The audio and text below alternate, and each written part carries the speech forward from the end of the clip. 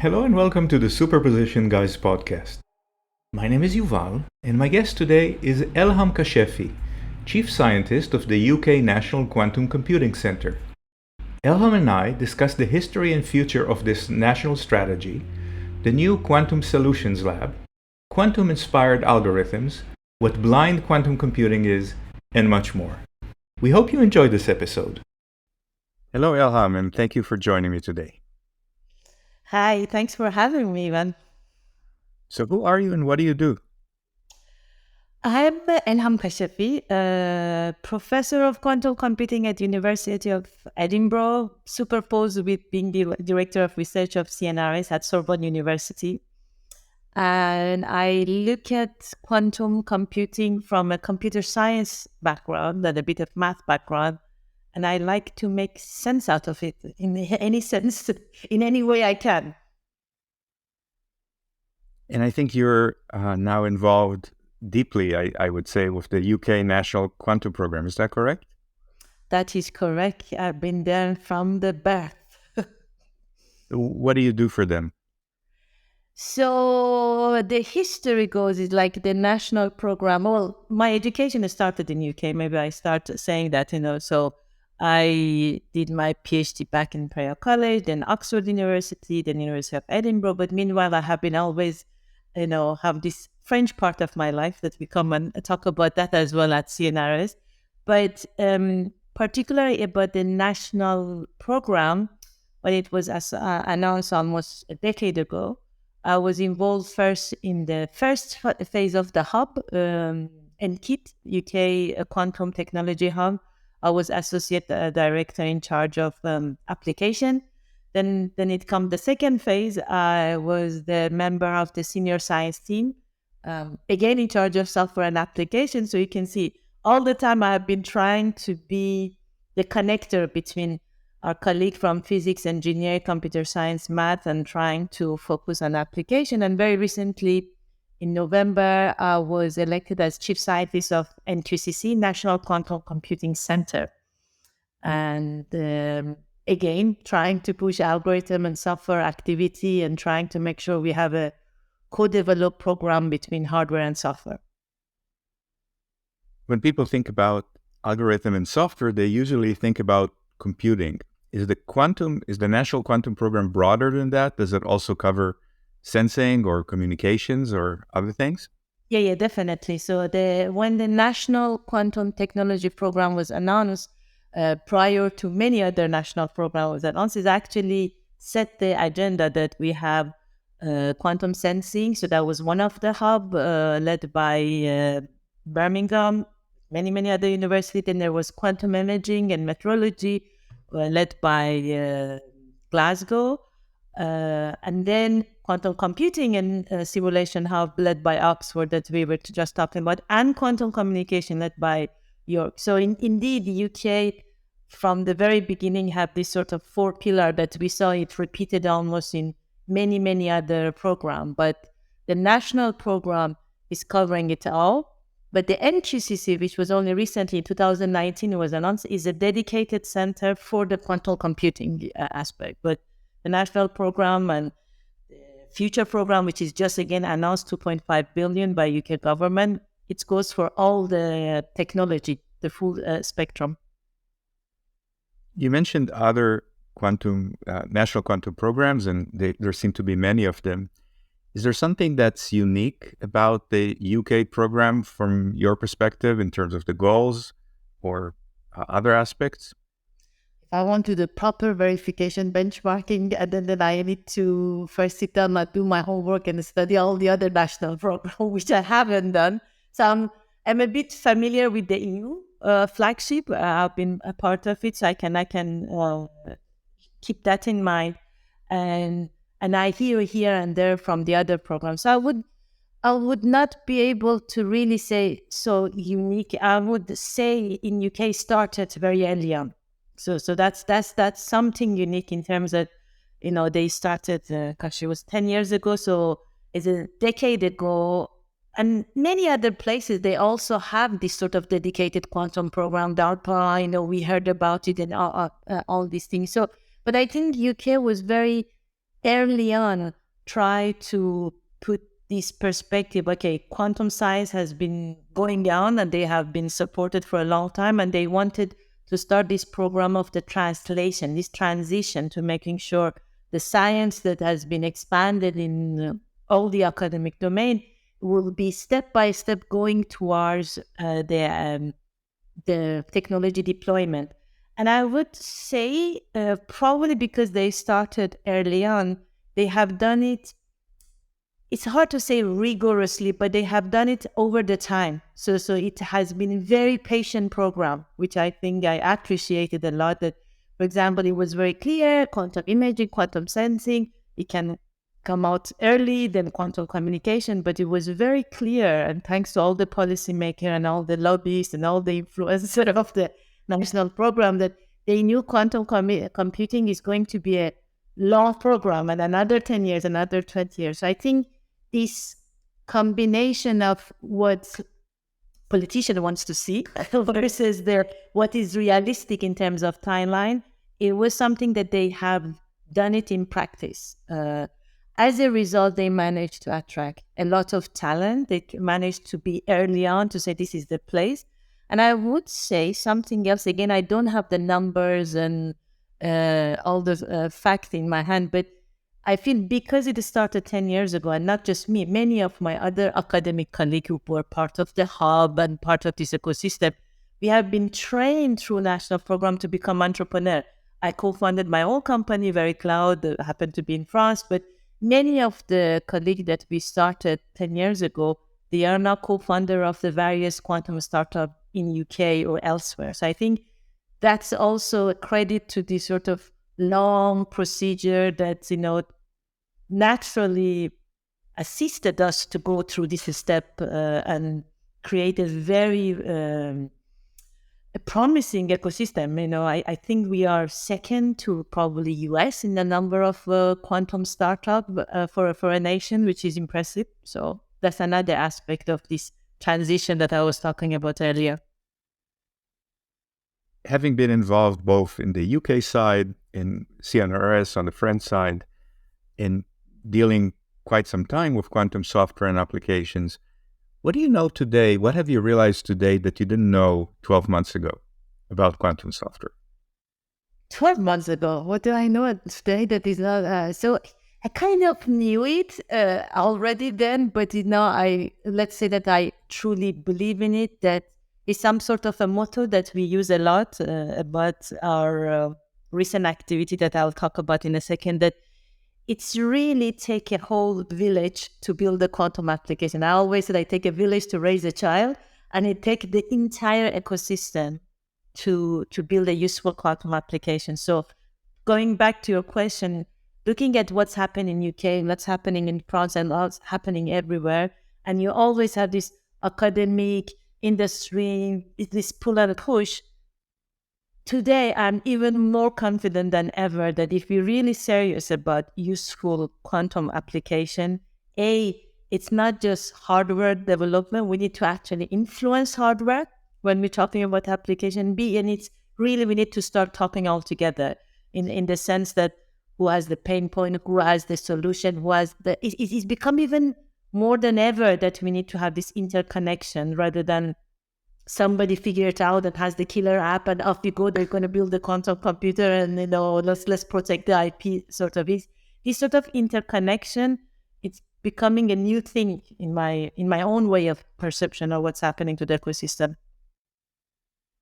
Speaking of new things, and I think you mentioned it in passing, there's this new quantum software lab that you're heading, right? Could you tell me about that, please? Yes, I already spoiled it. It was like the recent baby. So we spent the last few months really launching it. So after my appointment was announced as the NQC chief scientist, so we have been developing the first physical node of NQCC, which is based in South. And now in North, in Edinburgh, we have the first physical node of NQCC, and we launched the Quantum Software Lab. The history of it goes back in Edinburgh. We have had already one of the largest quantum software team in UK with the 6 faculty, soon with the 2 new to be announced. So it was this momentum of various people with a different background come together. We have been building our village, for the last decade, and then the momentum with my appointment, with the support of NQCCs, now we have created Quantum Software Lab. 2 weeks ago, it was announced, so we signed a memorandum of agreement between NQCC and University of Edinburgh. And what I'm trying to do with the NQC Software Lab, and we have an initial pilot project which is called Quantum Advantage Pathfinder, is really, again, contributing to this interconnection space I was telling you. So in the UK, if I take one step back, in the UK, we have technology hub, quantum hubs, which have been pioneering the science. All the top scientists in UK, they are involved in various hubs, including quantum computing hub. They are discovering the resources. Then we have this very rich program of Innovate UK, which has already brought industry-led project with the academic and focusing a little bit on the use case discovery and application. And then we have NQCC and other national lab, which they have their own position, like NPL, the position in the National Lab for Testing, NQCC, now National Lab for Quantum Computing. So what we're trying to do with the NQCC Quantum Software Lab, and a bit of what is my role as NQCC Chief Scientist, to connect all these three pillars and try to really bring the science and technology and use case deployment together. So now how are we going to do that? I'll wait till you ask, but essentially is an in-between place that I have been dreaming for a long time, that is not just pure academic and is not just pure industry. We call it like we're trying to create a startup culture, but it's still within the academic, because we still need to do blue sky research, but it's much more focused to the use case delivery. How would that work? Let's say I'm a commercial company, not in the quantum space. I've got a interesting machine learning classification problem. I'm not happy with the classical solutions, or not happy enough. I want to investigate whether quantum is the place for me. Do I come to the QSL? Is there some other path to see if the QSL can help me solve my problem? All right, so you're already a very good, you're an ideal customer for us, because we actually set up to even help with the people who don't even know anything about quantum. So we have this pathfinding methodology that we have in mind, is that, okay, industry end user come with their pain point. They might not even know that this is actually machine learning classification. So in your case, you're ahead of the curve, but we even want to helping with the hand-holding of translating this pain point, that I want to have a better production, I want to have the cheaper data loading, etc., translate into the mathematical. So we have this use case discovery work packages that we were organizing, as well as NQCC have lots of program like a Spark and AIM Day, etc. So we're dragging those use case, we doing the translation to understand what is the mathematical problem related to this use case. And then we go through the user journey, as you were mentioning. Okay, now user journey means that I need to find what's the best algorithm, whether it's simulation, optimization, machine learning, etc., matching to that particular mathematical problem. Then it's come the question, okay, how do I benchmark? And that's the expertise of the lab, that we have a large, class of approach of benchmarking, whether it's error mitigation or verification and testing versus HPC versus classical. So we do all of this benchmarking, having access to the hardware. We have and also partnership with the AWS, but we have other partnership through NQCC. So we will benchmark.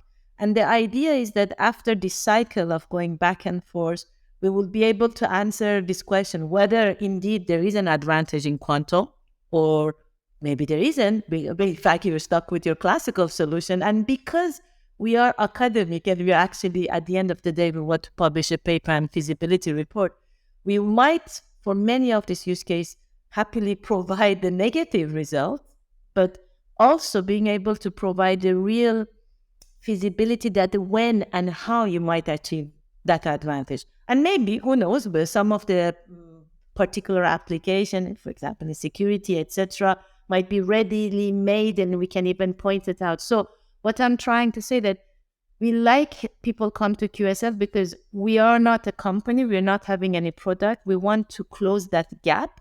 So if it's too expensive or too soon for somebody to already talk to the particular member of this ecosystem, we would be able to help. But that's again is my role, to be able to matchmaking when the problem is actually an academic problem, when the problem is already ready made, here's the code, and when the problem is actually required domain expert that we don't have in QSL Lab, so we pass it around to the other startup or national lab we are working with. So it's a bit of helping, if you wish. We are like a first step.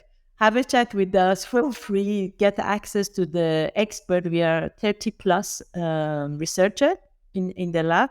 And then this would allow us to identify this pathfinding journey, hopefully.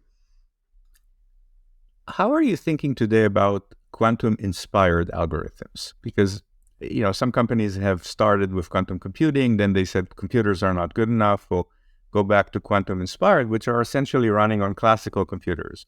Do you see that as just a improvement in classical computer science, or do you see that as part of the QSL or something that can truly advance quantum science? Well, I would say this is like, we are scientists and we are remaining scientists. So that's another mission of QSL. When you're a researcher, bring it out. We usually don't even know what is the problem. We just come up with a random solution and we want to do it the other way around. So for me, the reason that again, the only novel thing in my own thinking for the lab is that, okay, let's just start from use case. And we don't know what is this use case. Let's just start that, I want to have a better synthetic data. I want to have a more secure differential privacy. I want to have more optimized bed allocation, etc. And then when you start so far away from the pain point, it's very natural at some point you don't have a quantum solution that fits to it. It's very natural that in this path of going forward, sometimes a classical problem, an optimization problem might be useful. And I'm pretty sure everybody in different company already see that, most of the time, maybe some of these R&D team are not even aware of the best classical solution. So if our journey will show that, from these 100 use cases that we play around, maybe 90 of them have an ideal ready-made classical solution, why not? But there is also, there's two ways to interpret the classical inspired or quantum inspired algorithm. Is that natural? Like some of the work we did recently with our team, we didn't intend it to do, but we showed that a large family of the VQE variational circuit actually can be classically simulated. I'm happy about that because it's again is like, because of we trying to understand where is the advantage or where is not the advantage, which is a very key question for us. We come up with a new method of simulation of this quantum circuit, and many people are doing that. So in short, I don't have anything against it. My mission is not to come up with a new classical algorithm. I'm actually very much excited to see where the quantum advantage is coming from and how we can capture it. But on the way to capturing this thing, we're clarifying the pathway. We understand it's not here. And if for those we don't get the advantage, on top of this, we come up with a novel solution of classical, even better. But this is for me is like a clarification. It's not the target. It's a byproduct of this exploration. Given your software background and now doing it in quantum, what do you think is the missing piece or the biggest pain in software development today? Is it an abstraction layer? Is it actually better control of the hardware? Is it how do you do a circuit with large number of qubits? What do you see as the next pain point that's coming to software developers?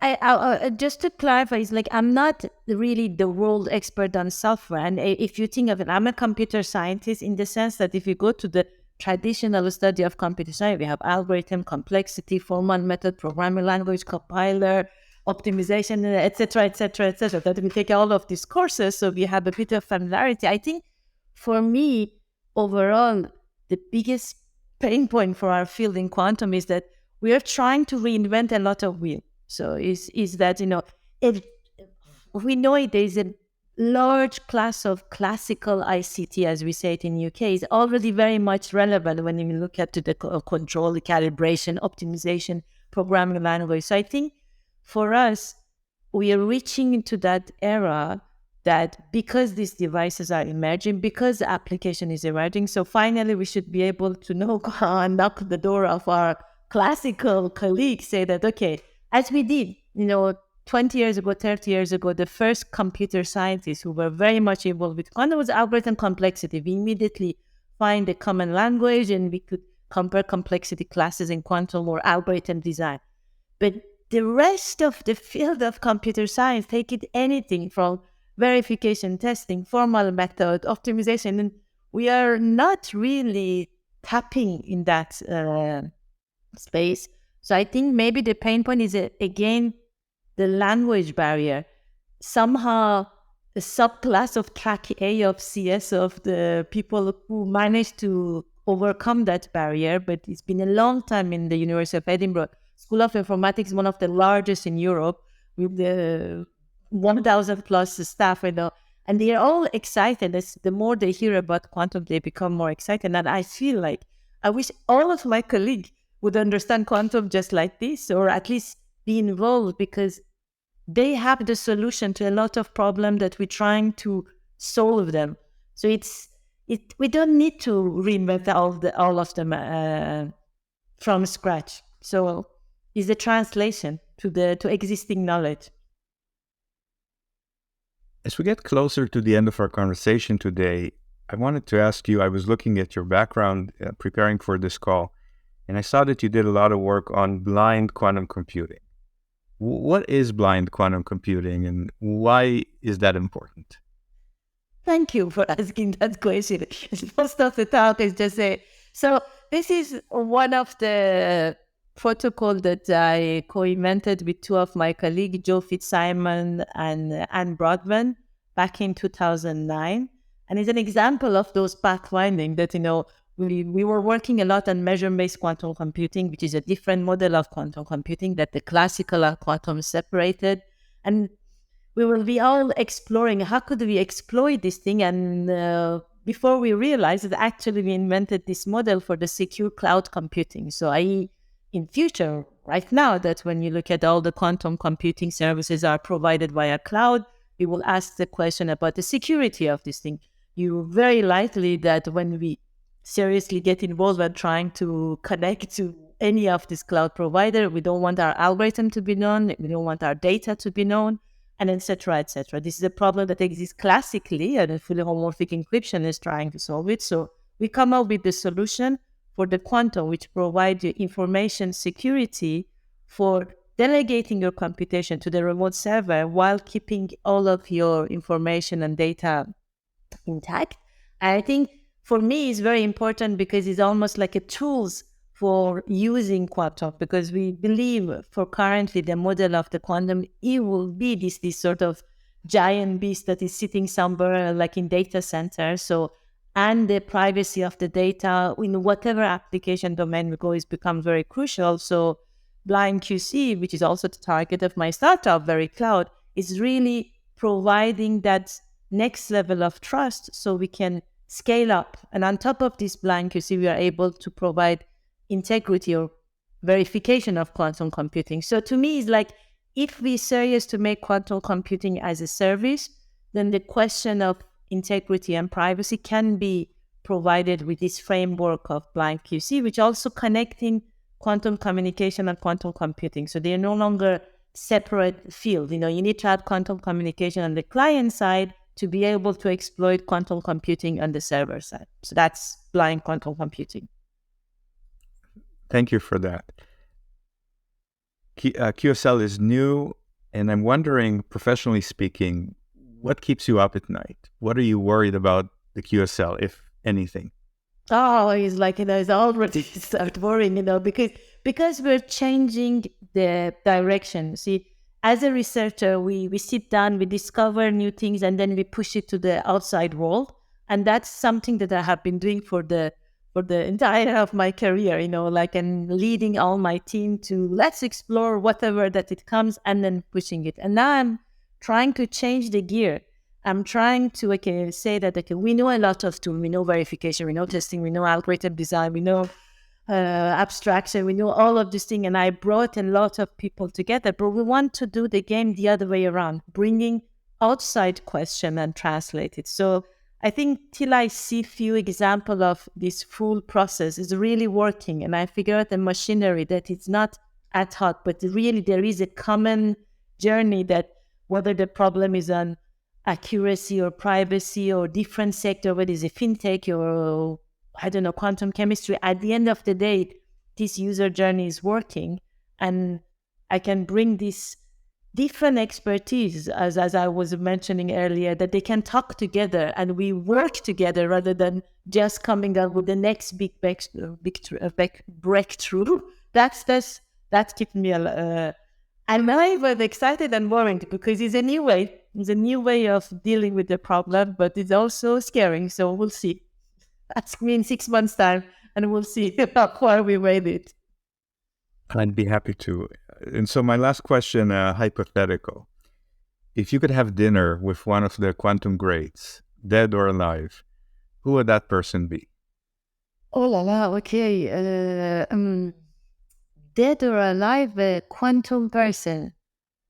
It's going to be John Bell, you know. It's like the quality is just so amazing. Although we think we know everything about it, but the fact that as a mathematician he went and it really set up that framework, it's going to be amazing dinner just to chit chatting. And there's plenty of other people alive, but I know I can have dinner with them anyway, so I go for him. Excellent. Well, Elham, thank you so much for joining me today. Thank you very much for having me. That was a great pleasure.